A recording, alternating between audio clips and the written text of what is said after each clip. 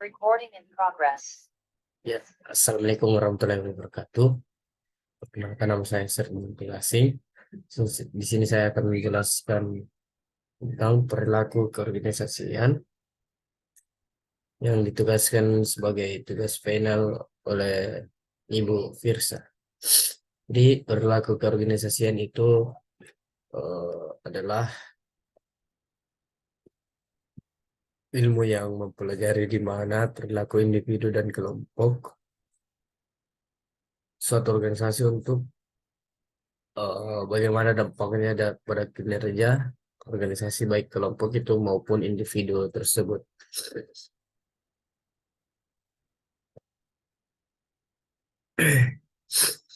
Jadi di perilaku keorganisasian itu ada yang dimaksud dari konsep perilaku organisasi.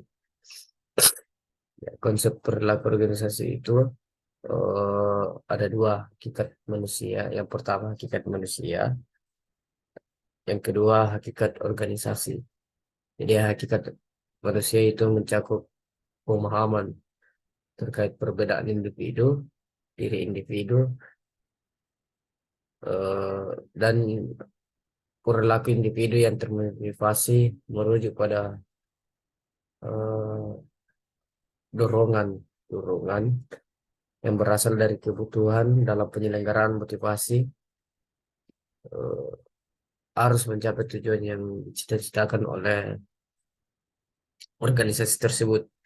Yang kedua itu hakikat organisasi. Hakikat organisasi itu mencakup pemahaman tentang sistem sosial, karena organisasi merupakan dibentuk daripada kepentingan bersama untuk mencapai tujuan yang sama. Berikut adalah nilai-nilai daripada perilaku organisasi. Budaya perusahaan terdiri dari keyakinan dan nilai-nilai yang dirancang oleh pemimpin untuk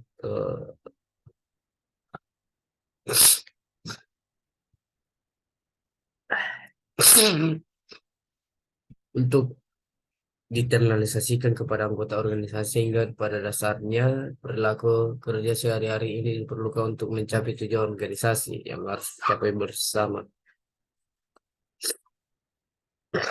Dengan kata lain, dalam bentuk persepsi pemahaman dan perilaku karyawan melalui pemahaman nilai-nilai dapat memanifestasikan dengan cara seperti gaya kepemimpinan, gaya komunikasi, pesan-pesan internal, dan berbagai perayaan yang diperingati perusahaan. Berikut ialah 4 elemen dari perilaku organisasi yang sangat penting. Pertama, manusia. Ya, tentunya manusia itu adalah aktor pada suatu perilaku untuk membangun sebuah organisasi. Ya.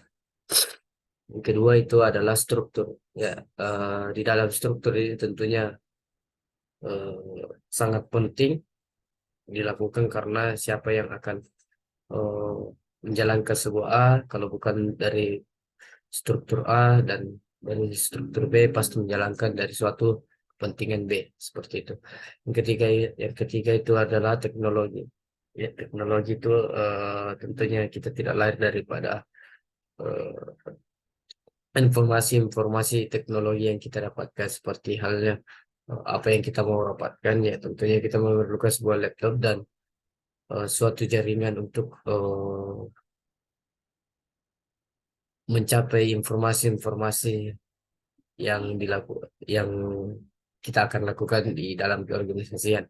Yang keempat adalah sistem sosial. Ya, sistem sosial itu berkaitan dengan apa yang ada daripada kepentingan perusahaan atau organisasi lainnya. Tentunya kita itu bekerja sama daripada sistem-sistem yang ada pada organisasi yang lainnya.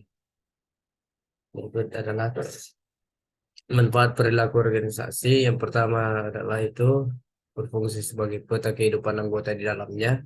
Yang kedua, menyelenggarakan penelitian sistematis yang membantu memahami dan memprediksi kehidupan organisasi di masa depan.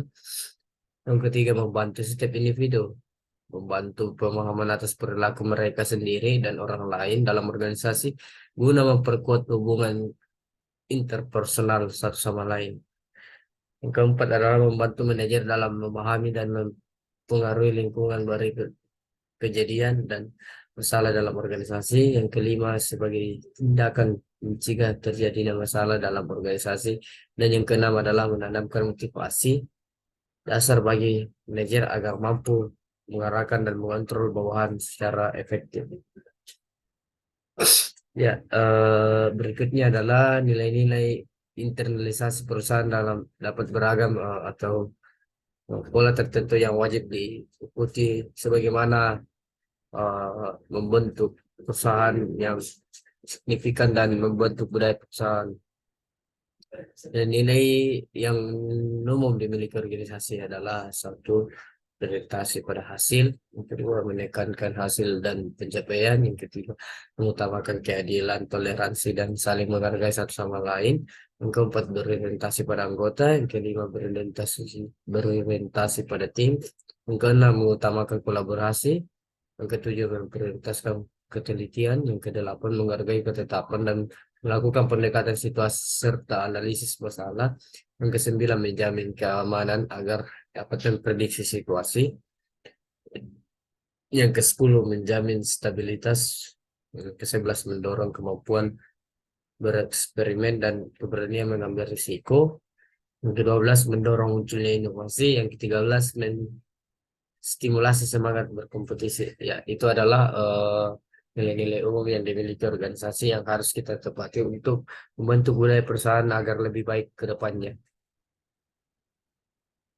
Jadi kesimpulan daripada perilaku organisasi adalah bidang ilmu yang memberikan gambaran dinamika perilaku individu, kelompok dalam sebuah organisasi.